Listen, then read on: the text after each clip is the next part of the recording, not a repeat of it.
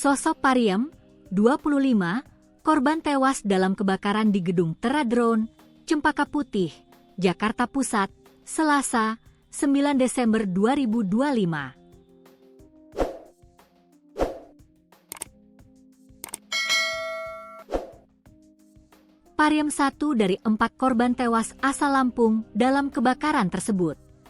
Sulaiman, tetangga yang menemani kakak Pariem menyebut bahwa korban merupakan tulang punggung keluarga. Korban bekerja membiayai kebutuhan ibunya di Lampung setelah ayahnya meninggal dunia. Pariem sudah bekerja di Teradron selama kurang lebih 4 tahun. Dia tulang punggung keluarga karena bapaknya sudah enggak ada, ibunya sudah tua, sudah enggak bisa jalan jauh, kata Sulaiman bersama kakak Pariem di RS Polri Kramat Jati, Rabu, 10 Desember 2025, seperti dikutip dari kompas.com. Dikatakannya, Pariem sempat mengunggah status WhatsApp berisi gambar makanan dan aktivitas istirahat sebelum jadi korban kebakaran. Saat itu memang Pariem sedang istirahat makan siang. Status walagi, makan. Jam makan siang. Karena ada yang makan siang, ada yang sholat. Itu pas jam makan siang, jelas Sulaiman.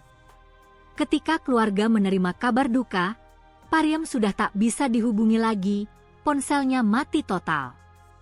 Sulaiman dan kakak Pariem langsung bertolak ke Jakarta dan baru tiba Rabu subuh. Hingga kini, mereka belum menerima informasi terkait identifikasi korban untuk segera membawa pulang jenazah. Nyampe sini subuh. Ya kondisi seperti inilah di sini.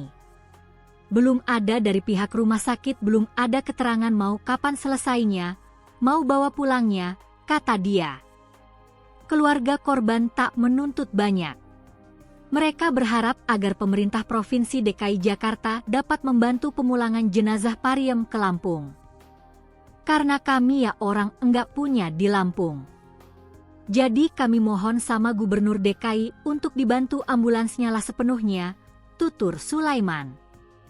Baik Sulaiman maupun kakak korban belum menginformasikan kabar duka ini kepada sang ibu. Mereka tak kuasa menyampaikannya mengingat ibu korban yang sudah lanjut usia.